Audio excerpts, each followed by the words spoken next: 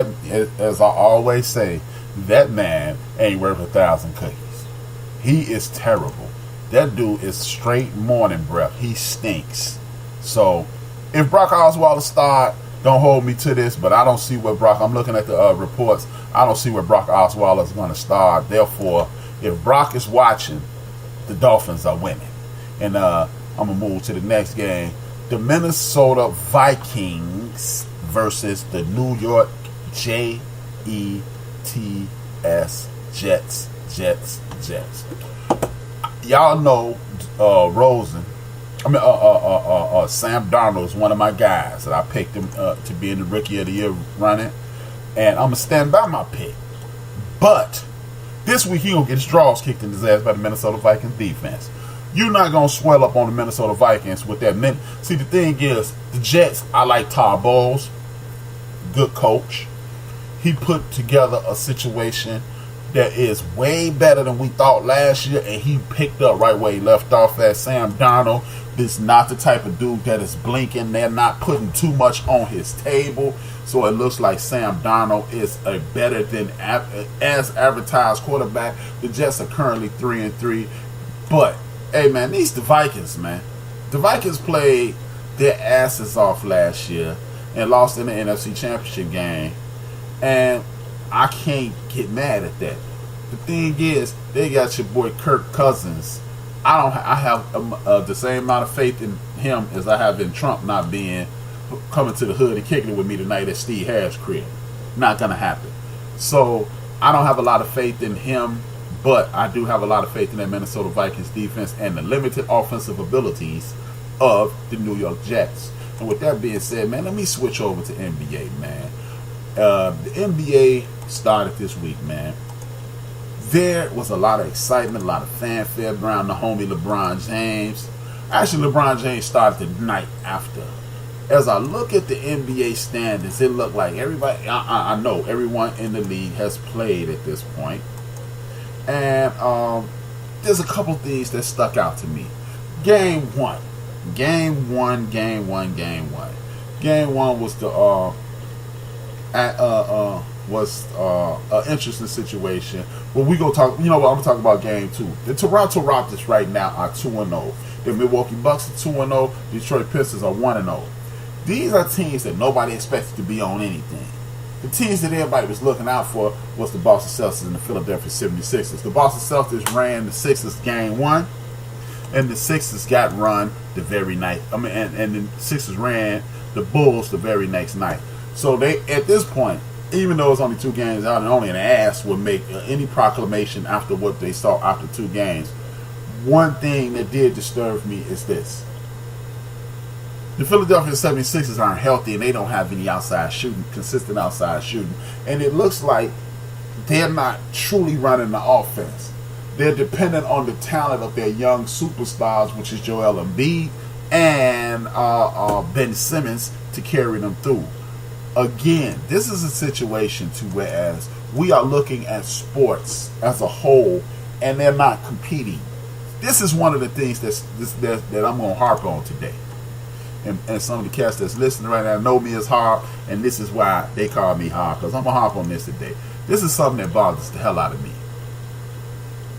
As I look at the Philadelphia 76ers, it does not seem to be a lot of coaching going on. And I don't understand why Ben Simmons is still not. Ben Simmons and Markelle Fultz are not shooting from the outside with more consistency. I'm not asking either one of these brothers to be Bird or Kerr or B.J. Armstrong or Craig Hodges or anybody of that ilk. What I am asking them to do is be professional basketball players. See, folks, there's a new conversation going on in the NBA. And that is, should we end the one and done rule? I would look, man, if y'all want to hit me up now, go into the chat box, or if you want to talk to me about this one and done thing, talk to me about that right now. 773-797-2409, 773-797-2409.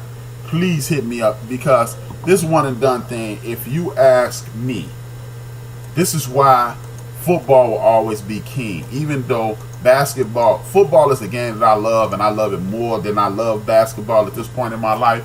But my very first love was basketball. One of my uncles, Richard Pollard, and my uncle Rory were heroes to me because they were very good at basketball. So I wanted to be a basketball player initially. But due to certain circumstances, I was pushed into football. It wasn't because I couldn't play. I was cold. But that's neither here nor there. I think this one and done thing is the reason we don't see competitive basketball. And why I say that is this. I say that because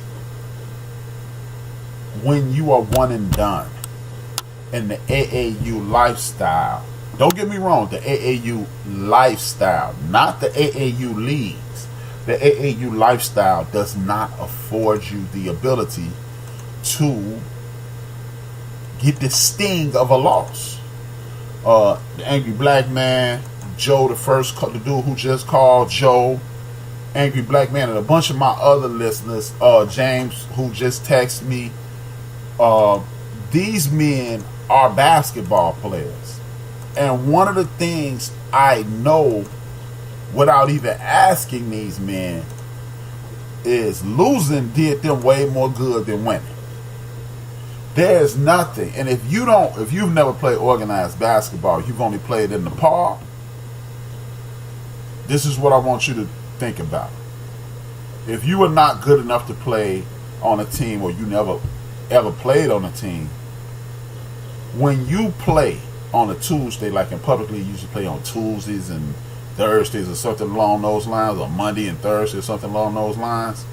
If you are in the public league in Chicago, or a public league anywhere, and you play in the middle of the week, and you not going to have another game until the end of the week or next week, this is what you got a chance for that loss to sit in.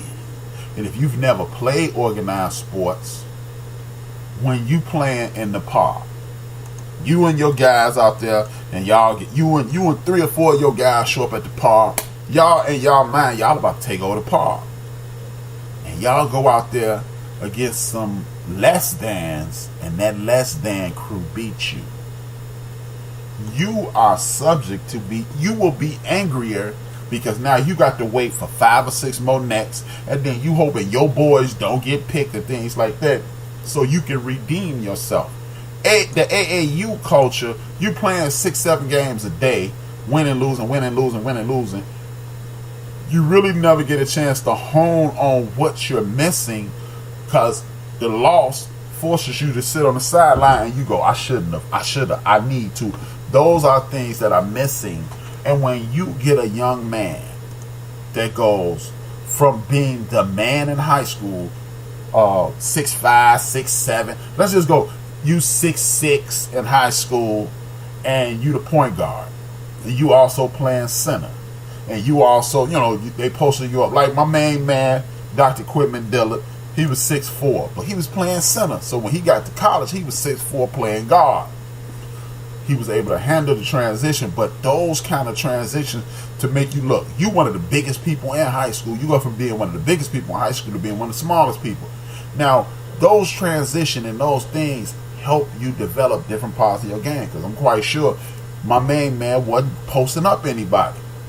When he got to college, he wasn't posting up many people. He was a shooter. So now he's converted to a shooter. Those kinds of things are missing when you're one and done. You don't get a chance to develop your game. And guess what? When you get drafted by, who was the worst team? When you get drafted by the Atlanta Hawks, their coach ain't trying to develop you as a talent. Their coach is trying to win to maintain his employment. So he don't have the time, or does he more than likely want to take the time to develop you on some things that you should have been doing anyway. So, yes, is it cool that these guys do one and done and be gone? Hell yeah, that's cool. That's dope as hell. But as the fan, as a guy who's enjoying basketball, is it cool?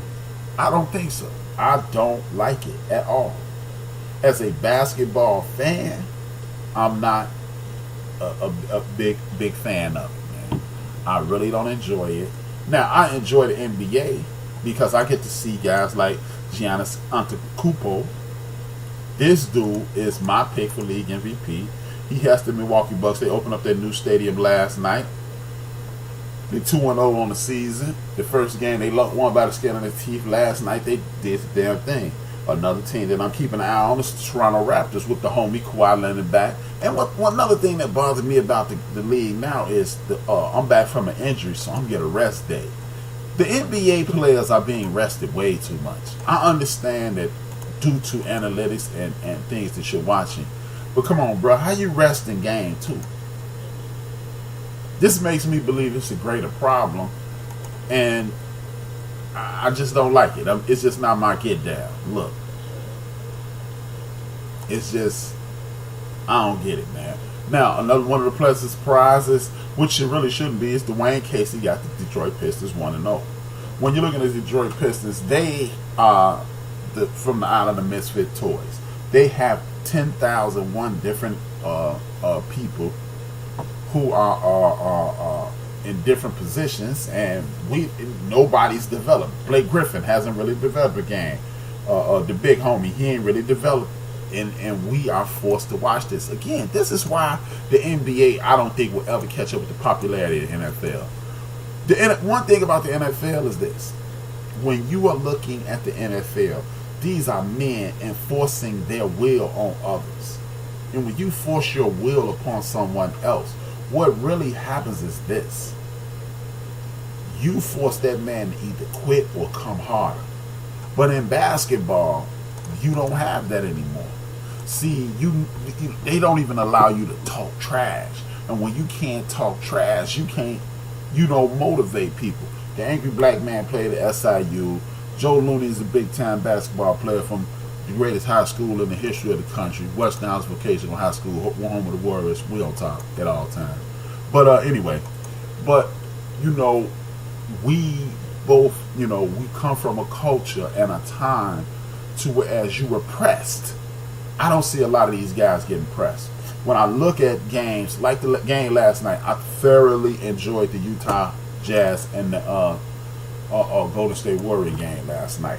I was partially rooting for the Jazz, and anybody who's listened to the show, I'm a big-time Warriors fan. I don't know if I'm a Warriors fan. I just like Steph. I like all the players. I don't know if I would say I'm a Warriors fan, but if you like everybody on the team, I guess you're a fan of it. But even with that being said, I enjoyed the fact that the Utah Jazz kept their foot on Golden State's neck and didn't let them run away. The problem is this. End of the game execution. Reading game situations and understanding that. And this is what the one and done eliminates. Because when you are in college for 3 years, you are met with a game being close, having to execute at the end of the game, and maybe not doing what you're comfortable doing, but doing what is need to be done to win. And I truly, truly, truly believe that is missing from the game of basketball in 2018. It is slowly creeping back because you got guys like Coach Snyder. You got guys like Coach Spoelstra down there in Miami. You got guys, believe it or not, the Brooklyn Nets are a team that this not going to be a pushover anymore. The Boston Celtics, without a doubt. The Knicks are looking like they're executing. And these are the guys that you have to pay attention. These are the teams that you have to pay attention to in the Eastern Conference. There's a lot of teams out here who are executing to the best of their abilities. And execution is the key. We have a boatload of people that are just, look, like I always say, you have to run to win. You have to run to win. You have to throw the score. And basketball, execution is king, And in all sports, this applies. You have 10% of the players that are basketball players. The rest of these guys are just playing basketball. If you want to participate, you know the number, 773-797-2409. If you are listening via the link, like my main man, James, and I think Joe, click the link, hit the like button. Go into the chat room, talk to me through the chat room. If you don't feel like calling, click the link, hit like, register on the show. Talk to your boy. It'll be a little fun, man. I like engaging. Nobody just wants to hear me yammer for 2 or 3 hours. It's not. It's fun for me because I get a whole lot off my chest. I get to share my opinion.